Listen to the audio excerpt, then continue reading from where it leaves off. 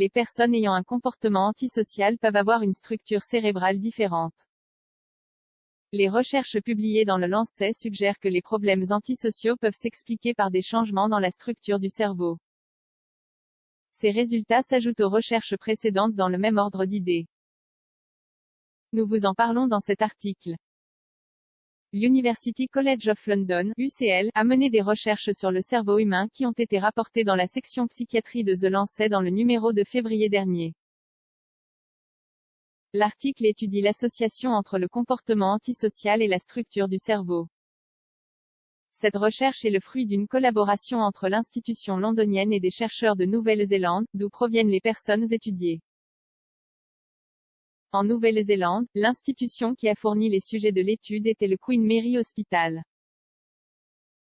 Pour développer la recherche, plus de 600 personnes âgées de 45 ans au moment de l'essai d'imagerie ont passé des tests de résonance magnétique nucléaire. Ces 600 personnes font partie d'un échantillon plus large de plus de 1000 personnes que les Néo-Zélandais suivent depuis leur enfance. L'objectif est de déterminer les facteurs qui peuvent influencer, au cours d'une vie, si une personne finira par développer un comportement antisocial ou des dépendances. Si on pouvait détecter ces facteurs, il serait possible de les influencer pour prévenir la criminalité, par exemple.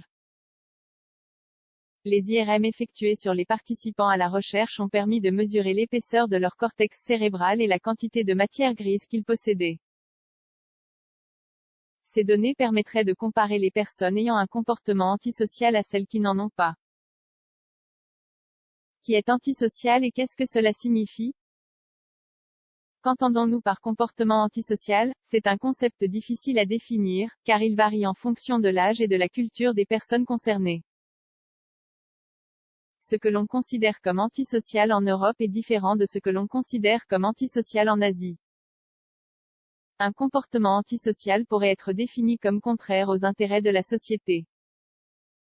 C'est une façon d'être et d'agir qui va à l'encontre des règles établies par la majorité. L'éventail des actes antisociaux est large. Nous pouvons inclure les infractions routières et les vols avec violence.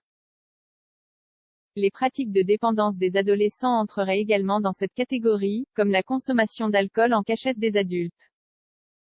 Fondamentalement, le comportement antisocial révèle que la personne se rebelle contre une autorité, qui peut être ses parents ou la loi elle-même. Ce comportement a également été compris comme un défi aux institutions établies. Il ne faut pas nécessairement qu'une pathologie accompagne le comportement antisocial. La plupart du temps, c'est juste une façon d'agir qui ne s'inscrit dans aucun tableau clinique psychiatrique. Cependant, la science a établi l'existence de ce que l'on appelle le trouble de la personnalité antisociale. Ce sont des personnes qui enfreignent les règles de manière répétée, qui sont impulsives et qui ne regrettent pas leurs actes de transgression. Ce diagnostic ne s'applique qu'aux personnes âgées de plus de 18 ans. Les résultats de la recherche. La recherche publiée dans The Lancet nous apprend que, pour rendre l'étude concrète, on a divisé les participants en 3 groupes. 80 personnes ayant des antécédents de problèmes antisociaux, 151 personnes ayant un passé antisocial limité à la période de leur adolescence, 441 personnes sans antécédents de comportement antisocial. Des résultats significatifs ont été trouvés dans le premier groupe.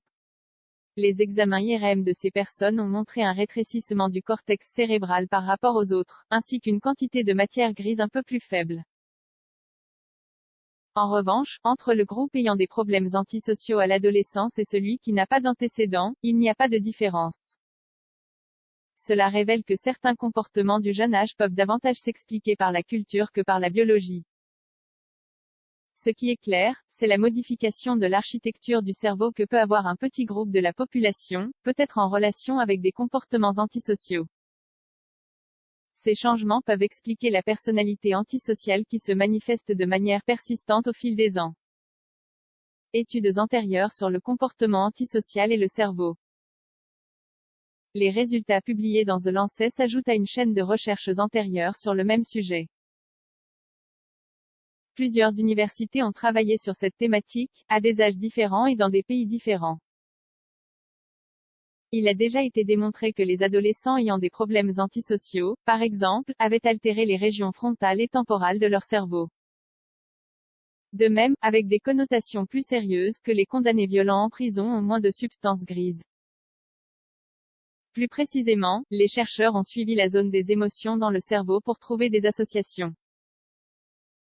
En supposant que les problèmes antisociaux se caractérisent par un manque d'empathie, il était logique d'y rechercher des altérations. Les résultats ont montré que les adolescents antisociaux avaient des amygdales cérébrales plus petites, et c'est l'amygdale qui est le siège de l'empathie. Nous pouvons conclure que cette nouvelle enquête vient confirmer que les problèmes antisociaux ont une certaine relation avec la structure et l'architecture du cerveau. Et que ces changements sont un facteur supplémentaire qui détermine les comportements antisociaux tout au long de la vie.